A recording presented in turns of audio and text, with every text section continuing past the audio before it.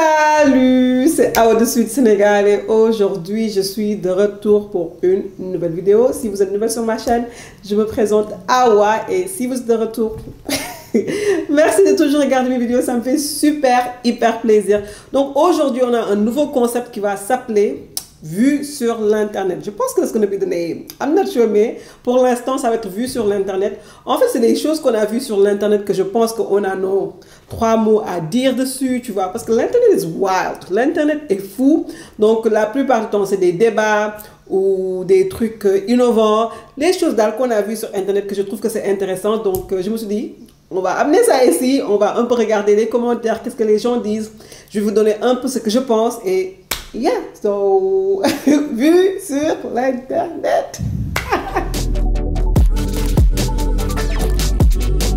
Donc du coup, on aura 3 topics à débattre ou à faire des débats, c'est ça que je vais dire. Et voilà, donc j'ai mon ordinateur ici parce que je vais lire dessus. L'un des premiers topics, ça va être le mariage. Parce que one thing about Facebook, une seule chose sur Facebook, les gens vont parler de mariage. Les hommes vont parler de mariage. Donc, quand j'ai vu ce post, je me suis dit, ok. Donc, quelqu'un a dit, les mariages ne durent plus parce qu'au lieu d'apprendre le mariage aux hommes, on apprend plutôt la femme à tout supporter. Triste, you know. Et quand j'ai vu ça, je me suis dit, ok. Parce que d'habitude, on parle, on va dire, en étant africaine, on met jamais l'accent sur les hommes doivent apprendre comment se marier. Donc, quand j'ai vu ça, je me dis, ok, you know. I like this, you know, I like this. Donc, je vais vous lire un des commentaires. Quelqu'un a dit, voilà des citations et des points de vue bien logiques et même fondés. Trop vrai, mais dommage.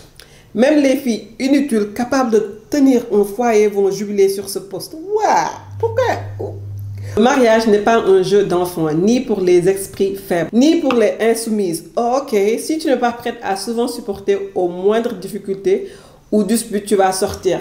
Bon. Il a raison sur le côté que le mariage n'est pas un jeu d'enfant et ni pour les esprits faibles. Il y a le mariage, c'est tellement dense.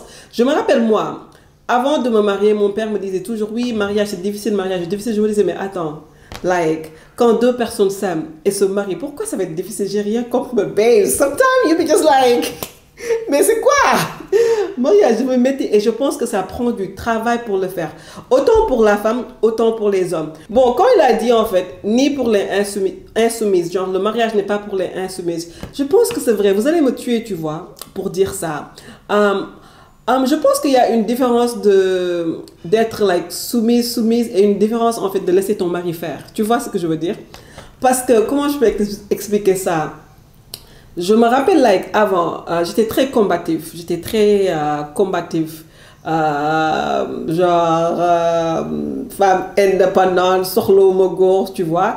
Et franchement, sur mon couple, quand je me suis un peu laissée passer, d'être un peu trop combative, j'ai vu que ça a fait beaucoup de différence sur mon couple, pour vous dire de vrai. Et je pense que aussi, ça dépend du type d'homme que tu as aussi. Si l'homme aussi, pour que tu sois soumise, tu vas être soumise. Mais il y a des hommes aussi qui sont pas des kilifa. Donc, tu ne peux pas être insoumise à un non kilifa. Et kilifa, ça ne veut pas dire quelqu'un qui a de l'argent, en fait. Kilifa, ça veut dire un homme qui a ses responsabilités, qui connaît ses responsabilités, un homme qui s'occupe de toi, on va dire, et un homme qui s'occupe bien de sa femme. Donc, depuis que je suis devenue un peu moins combative, j'ai vu que ma relation a beaucoup changé pour de bien. Donc, c'est ça. On va dire que je suis femme soumise maintenant. Merci bien. Quelqu'un a dit, en Afrique, plus précisément au Niger, quand une femme se marie, toute personne qui passe te faire prendre que tu vas dans un foyer pour souffrir et pour prendre soin d'eux et comment l'obéir et aussi faire comprendre à l'homme que cette femme t'appartient et tu peux faire ce que tu veux d'elle. Ce qui fait que même si la femme subit des choses inimaginables, elle ne peut pas se plaindre. Et si elle extériorise sa douleur, on la prend pour une mauvaise femme. Mais on n'apprend jamais l'homme comment se comporter. Bon, on va arrêter un peu. C'est tellement vrai. Je pense que même au Sénégal, on a beaucoup de mouniol, tu vois. Même si ton mari te fait des trucs de ouf, on te dit de rester dans le foyer, il faut mouniol, ça veut dire il faut supporter. Une femme doit supporter. C'est comment tu auras des bons enfants, tu vois. Moi, je dis toujours que, je pense que, et je suis d'accord, je pense qu'il faut beaucoup commencer vraiment à apprendre aux hommes c'est quoi le mariage. J'ai l'impression qu'au Sénégal, I'm not going to generalize, toujours on met l'accent sur les femmes. Il faut être jonge, il faut être 10, il faut être da, il faut être 10, il faut être da, il faut être... I'm like, ok. Mais j'ai l'impression que l'homme, like, il peut faire ce qu'il veut, on va dire. Et on va te dire, tu as la chance d'avoir un mari, en fait. Et j'ai l'impression que même en islam, quand tu vois un homme doit s'occuper de sa femme, un homme doit faire pas mal de choses pour la femme, il a des responsabilités envers sa femme. Mais ce qui est drôle, c'est qu'ici, au Sénégal, le seul truc islamique qu'on dise aux hommes sur le mariage, c'est possible d'avoir 4 femmes en fait. And that's how I feel. I feel like, parfois je dis parfois, j'aurais aimé genre quand je me marie, tu vois, on nous assoit nous deux. Je sais pas si c'est culturel ou c'est en islam, ça doit être comme ça. Nous togal ko gorki, je suis assise, le mari est assise et on nous parle des c'est quoi la responsabilité dans le mariage en fait. Et ouais, so yeah, I do think il faut vraiment qu'on met l'accent quand même sur les à apprendre les hommes c'est quoi vraiment le mariage en fait. Comment s'occuper d'une femme, comment aider une femme, comment être dans un foyer. On nous apprend que nous, comment être dans un foyer. Et mariage, c'est 2 personnes, c'est pas juste une personne. Quelqu'un d'autre a dit, le problème c'est surtout que de nos jours, ça ressemble plus à un bras de fer, une sorte de guerre froide.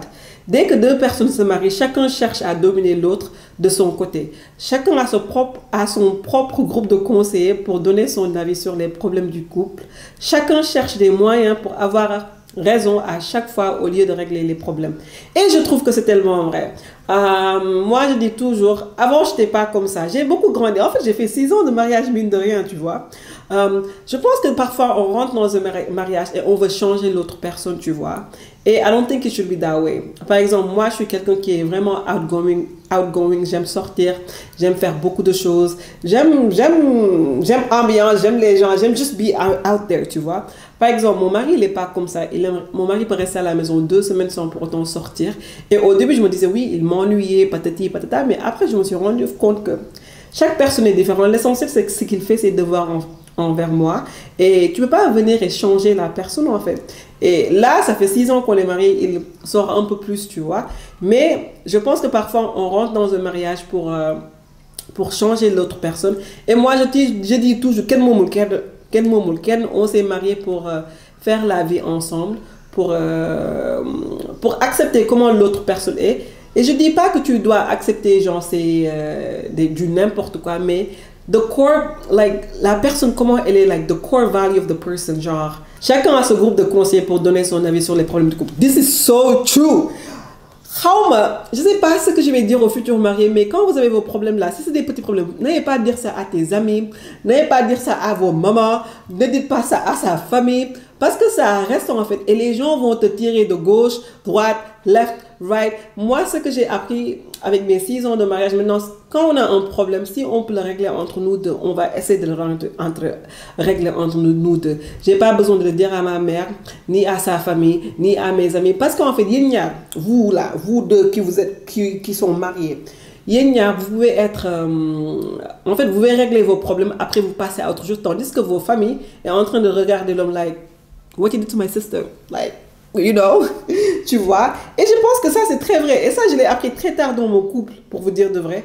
And that's one thing I wish I knew earlier. C'est quelque chose que j'aurais aimé savoir plus tôt. Et pour finir ce débat, quelqu'un a dit, n'oubliez pas que le mariage est la cause principale du divorce. Et that's true. Si on n'était pas mariés, on ne va pas divorcer. Lui, il est drôle, il est pragmatique. On va partir sur le deuxième truc.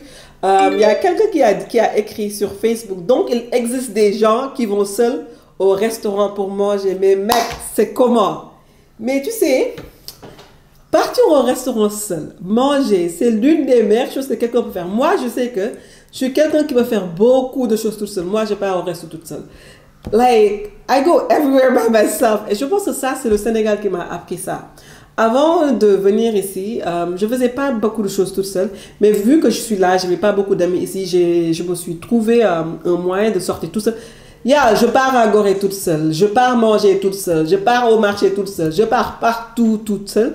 Et je pense que c'est très bien, surtout au resto. Même quand j'étais au New York, là, je me réveillais le matin, je m'habillais très bien. je pars dans un resto choco, je m'assois, je mange, and it's so nice. Et la plupart du temps, je trouve que quand je sors toute seule, je me fais parfois des amis, tu vois. Comme par exemple, quand je pars à Gorée, tout le temps, je me fais des contacts. Quand je pars à Ngor, tout le temps, je me fais des contacts. One thing about me, I'm gonna go out alone. J'aime sortir toute seule. Like, what? Ah, j'ai jugé cette personne. On va regarder les commentaires. Quelqu'un a dit, j'ai cherché mon argent seul, je mange seul. Où est le mal? Lui, problème. Mais vraiment, là, moi, problème. Elle a dit black à part dem resto toog commande teg sa film wala dugg Wattpad di lekk di lire wala di seetaan au calme loolu àjjana la essayez leen ko seet beneen monde ngay gis c'est vrai sortir tout seul être dans ton propre truc c'est neex de quelqu'un a dit wallaay moi j'y vais le samedi tout seul à Thiès je prends une table isolée nee na isole lui-même il veut être jusqu'au l'autre bout je demande à manger et je fais play my list de musique au calme, c'est un autre monde que tu rentres, un monde de quiétude. Et c'est tellement vrai. Sometimes it happens to me, like I just pop the AirPod. Mais moi, la plupart du temps, quand je pars au resto, je suis pas sur mon téléphone vraiment. Je suis juste en train de manger, en train de regarder les gens. Parce que I like looking at people, like I like people watching. Même pour regarder le truc et juste être présent avec moi-même et juste savourer la nourriture. It's really, really nice. Quelqu'un a dit, est-ce que je suis obligée de manger mon repas accompagné? En tout cas, je pars chez la coiffeuse seule, au marché seul. Donc forcément, je trouvais le resto, je ne vais pas me perdre. Ouf, le goût de ça, voilà le goût de ça. Le goût de ça. Et je pense qu'il y a des gens qui ont peur vraiment de sortir tout seul. Donc il faut commencer petit à petit, tu vois. Tu vas acheter de la crème glace toute seule. Après la crème glace, tu pars acheter quelque chose toute seule. Après, tu pars essayer un resto toute seule. Et franchement, c'est trop bien. Moi, je sors toujours toute seule. Partout toute seule. Toujours toute seule. C'est même abusé. Quelqu'un a dit, j'arrive pas à faire mon photo. Qu'est-ce que c'est problème? Elle pense à ses snaps, ses photos. Et c'est vrai. Parfois, tu as besoin aussi de partir dans un resto et avoir des amis qui te prennent en photo. Sometimes it's needed. Mais je vous dis d'essayer de sortir toute seule. C'est vraiment très, très bien. Et là, on va partir sur notre troisième topic. Donc, c'est une vidéo. On va regarder. Vous allez voir. C'est quelque chose, je trouve, qui est innovant, mais on va regarder. Le best chez Braise Exotique. Wow, ay plats cuisinés en conserve. yaa sa jën am nañ aussi suluxu mbalax ñu defar ko ba mu neex maafe jën am nañ aussi cere waaw cere jën en conserve mu ngi nii boo ko jëlee tàngal daal di préparer sa cere ci el bi wala préparer sa ñànkatan ci el bi sa reer pare wala sa añ pare. Du coup, c'est une dame qui vend de la nourriture sénégalaise en conserve, en fait, dans les pots, comme les autres le font aux États-Unis, même en France. Et moi, quand j'ai vu, j'ai dit, wow, this is kind of smart. Like, ça, c'est innovant, je trouve, parce que même avant de commencer, est-ce que vous pensez que c'est possible d'avoir de la nourriture africaine en conserve? You know? Parce que les commentaires, people were just like coming for her. Les gens étaient vraiment en mode like difficile et je trouve que c'était tellement innovant parce que on va dire que ça peut aider peut-être pas les gens qui sont au Sénégal mais les gens de la diaspora, les modo qui sont là-bas sans famille qui veulent pas vraiment acheter de la nourriture au resto. I think ça c'est pratique mais on va regarder quelques commentaires. On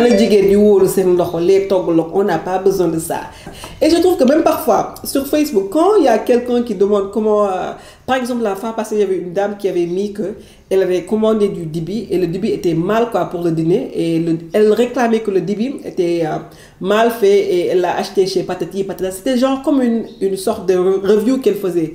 Fallait voir les commentaires sur-dessus. Les femmes, oui, vous les femmes, vous êtes feignantes, hein, faut cuisiner les nuits, patati patata. C'est toujours les femmes. Mais what's the problem? Si quelqu'un veut acheter du dibi pour une soirée, elle peut le faire, mais pourquoi vous montrez toujours que vous êtes capable, vous êtes des togolok, vous êtes this, vous êtes that, vous êtes this, like girl, we get it, togolok, chapeau, mais laisse les gens faire ce qu'ils veulent en fait.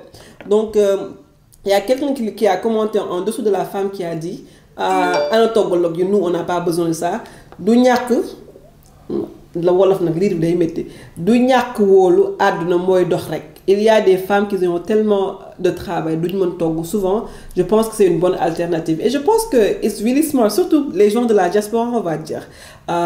Quelqu'un a dit, elle démontre tout juste que le Sénégal est créatif avec plein de potentiel, surtout ceux de la diaspora. Il faut faire appel à eux pour le développement. Effectivement, je trouve que c'est créatif, même si peut-être on va dire que la recette n'est pas bonne, mais quand même c'est innovative, it's smart, c'est créatif. Et c'est comment, moi je dis toujours que quand tu vois les gens, on va dire les great minds, en fait ils cherchent toujours à solver le problème de l'humanité, pas l'humanité, j'abuse, le problème de quelque chose. Et ça peut solver un problème d'un mode qui est là-bas, qui ne veut pas partir au resto pour acheter. Quelqu'un a dit, merci madame pour la réponse positive. C'est à cause de ces paroles négatives que l'Occident nous devance de loin. Sachons encourager nos patriotes. Et je pense que ça, c'est vraiment vrai. Parce que ici, moi, j'ai l'impression que quand quelqu'un innove ou fait des choses, c'est pas, on va dire, c'est pas dans nos cultures ou c'est quelque chose de nouveau, les gens sont prêts à, rire. But, this is smart. This is so smart. Quelqu'un a dit, moi j'ai goûté le cherry, il est bon, il faut améliorer le cherry, surtout les légumes qui sont dedans. And I love this, tu vois. Elle a essayé le truc et elle a donné un constructive criticism. Elle a dit que le cherry est bon. Moi j'ai même envie d'essayer le cherry. Où est-ce que je peux trouver ça, wesh? Elle était respective, non pas respective. Elle était constructive, genre elle a donné de la criticism constructive. Yeah, get the vibe. Yes. Conserve def effet. I say what I said, I really like this. Et ça me rappelle en fait, pendant la Tabaski de l'année dernière, la fête de l'Eid, j'ai vu une femme en fait qui vendait de sauce oignon. Genre le 5 kilos à 6 000 ou 7 000. Genre juste la sauce oignon. Et moi, j'ai trouvé ça tellement intelligent parce que pendant les fêtes, pendant les fêtes, moi j'ai pas envie, wesh. Je l'ai vu tard, parce que si je ne l'avais pas vu tard, avec tous mes invités, j'allais acheter la sauce et je vais l'amener. Mais il fallait voir les commentaires, c'était plutôt les femmes qui étaient là-bas à battre, oui, hein, apprenez à cuisiner, vous êtes taillal, vous êtes feignant. Vous les non-feignantes là, vous n'avez qu'à faire, nous les feignantes, on va acheter. Et je trouve que c'est tellement innovatif pendant les fêtes, c'est comme... J'ai même pas compris le truc du sauce parce que pendant les mariages, les baptêmes, tout ça, les gens prennent des traiteurs. Et qu'est-ce que les traiteurs font? Ils amènent de la sauce, non? Ils amènent de la bouffe, non? Donc c'est quoi le problème? Aduna doit évoluer. Aduna doit évoluer. Ça évolue. Anyway. Voilà, donc du coup c'était Out of Suite Sénégal avec ce nouveau concept. En fait c'était quelque chose que je voulais faire depuis longtemps because I love commentary, c'est ce que je regarde tout le temps sur YouTube et on est toujours sur l'internet, donc je me suis dit qu'on va amener des choses d'internet et on va l'amener ici. Let me know what you think about toutes ces choses qu'on a débatté, qu'on a parlé. Et anyway, merci et à la prochaine épisode. Mouah, bisous, voilà. Mouah.